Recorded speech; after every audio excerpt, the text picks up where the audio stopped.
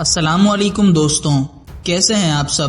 دوستوں، آپ نے الیگزینڈر، چنگیز خان یا اشوکا جیسے ہسٹری کے طاقتور بادشاہوں کے بارے میں یقیناً ضرور سنا ہوگا، لیکن آج کی اس ویڈیو میں ہم آپ کو تاریخ کے 10 طاقتور ترین مسلم سلاطین کے بارے میں بتائیں گے، اور ان مسلمان سلطانوں میں زیادہ تر تو وہ ہیں جو اپنے وقت میں صرف مسلمانوں کے ہی نہیں بلکہ دنیا کے سب سے طاقتور بادشاہ تھے۔ تو چلیے بغیر کسی دیر کے اپنی اس گنتی کو شروع کرتے ہیں۔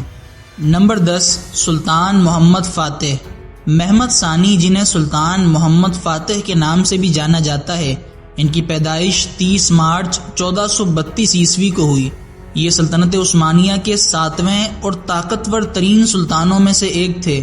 قسطنطنیہ، یا جسے آج ہم استنبول کے نام سے جانتے ہیں، یہ شہر ہمیشہ سے انڈیفیٹڈ، ناقابل شکست رہا تھا، کیونکہ اس کی مضبوط ترین دیواروں کو توڑ پانا کسی کے بس کی بات نہیں تھی، مگر سلطان محمد نے اپنی عظیم الشان توپوں سے ان دیواروں کو گرایا اور اس تاریخی شہر کو صرف 21 سال کی عمر میں فتح کر کے بازنطینی سلطنت کا ہمیشہ کے لیے خاتمہ کر دیا۔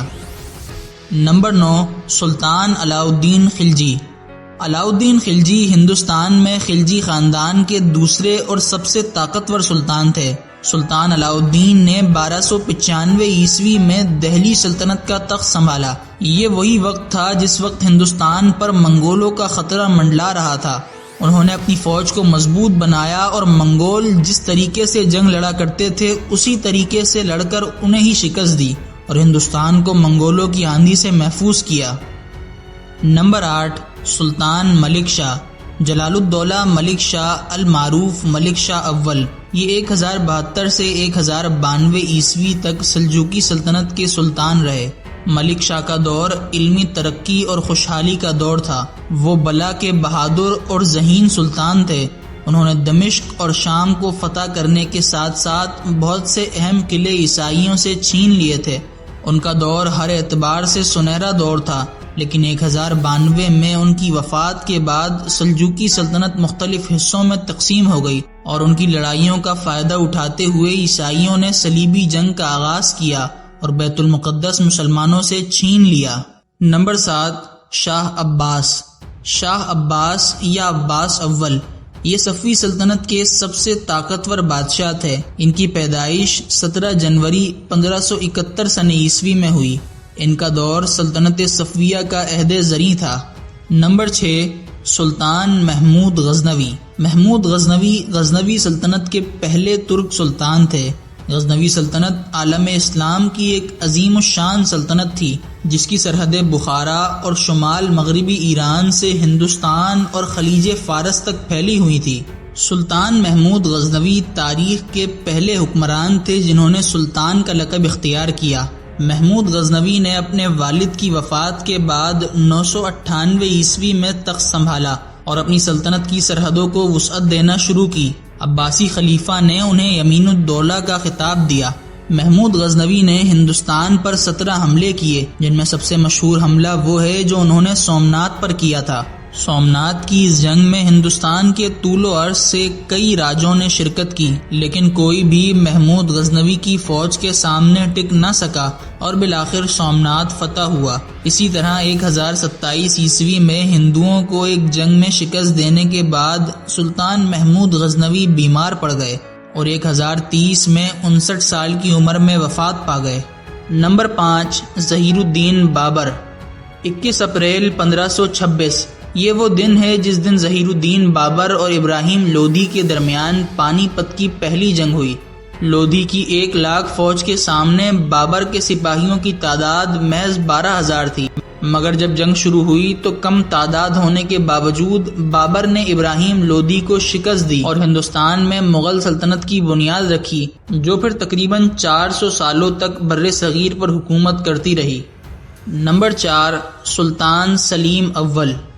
سلیم اول، جنہیں یاؤس سلیم بھی کہا جاتا ہے، یہ سلطنت عثمانیہ کے دوسرے سب سے طاقتور سلطان تھے۔ انہی کے دور میں خلافت عباسی خاندان سے عثمانی خاندان میں منتقل ہوئی اور مکہ اور مدینہ کے مقدس شہر بھی سلطنت عثمانیہ کا حصہ بن گئے۔ سلطان سلیم ہی وہ سلطان ہیں جنہوں نے عثمانی سلطنت کو یورپ اور ایشیا کے بعد افریقہ تک بھی پھیلا دیا۔ نمبر 3، اورنگزیب عالمگیر۔ شہنشاہ ہند اورنگزیب عالمگیر وہ پہلے مغل بادشاہ تھے جنہوں نے قرآن پاک حفظ کیا۔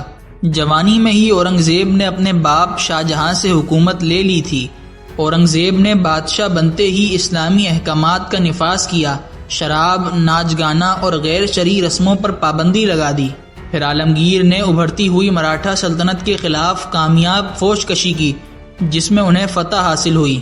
اورنگزیب کے دور میں تقریباً پورے ہندوستان پر مغلیہ پرچم لہرا رہا تھا، اور اورنگزیب عالمگیر کے زمانے میں دنیا کی 25% دولت ہندوستان میں تھی، مگر ان کے انتقال کے بعد مغلیہ سلطنت زوال کا شکار ہو گئی۔ نمبر 2، سلطان صلاح الدین ایوبی۔ فاتح بیت المقدس سلطان صلاح الدین ایوبی سلطنت کے بانی تھے۔ آپ نہ صرف تاریخ اسلام بلکہ تاریخ عالم کے مشہور ترین فاتحین اور حکمرانوں میں سے ایک تھے۔ صلاح الدین ایوبی 1138 عیسوی میں موجودہ عراق کے شہر تکریت میں پیدا ہوئے۔ آپ کی سلطنت میں مصر، شام، یمن، عراق، حجاز اور دیار باکر شامل تھے۔ حکومت میں آنے کے بعد آپ نے سب سے پہلے عیسائیوں کے ظلم کے خلاف جہاد کا اعلان کیا، اور اس اعلان کے بعد عیسائیوں اور مسلمانوں میں ہتین کی جنگ ہوئی، جو کہ تاریخ کی مشہور ترین جنگوں میں سے ایک ہے۔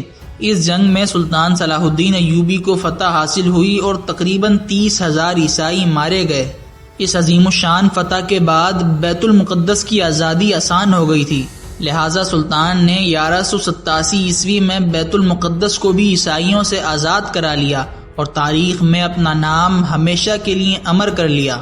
نمبر 1، سلطان سلیمان القانونی۔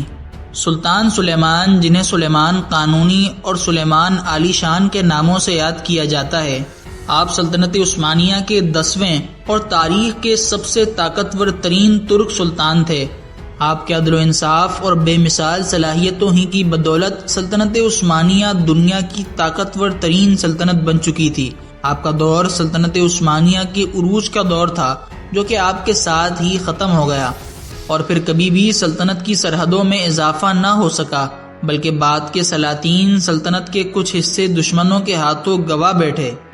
مختصر یہ کہ سلطان سلیمان القانونی کی وفات کے بعد سلطنت عثمانیہ کا وہی حال ہوا جو اورنگزیب عالمگیر کے بعد مغلیہ سلطنت کا ہوا تھا۔ اسی کے ساتھ ہماری اس گنتی کا اختتام ہوتا ہے، اور اگر آپ نے اس ویڈیو سے کچھ بھی نیا جانا ہو تو لائک ضرور کر دیجیے گا۔ اگلی ویڈیو میں ملاقات ہوگی، جب تک کے لیے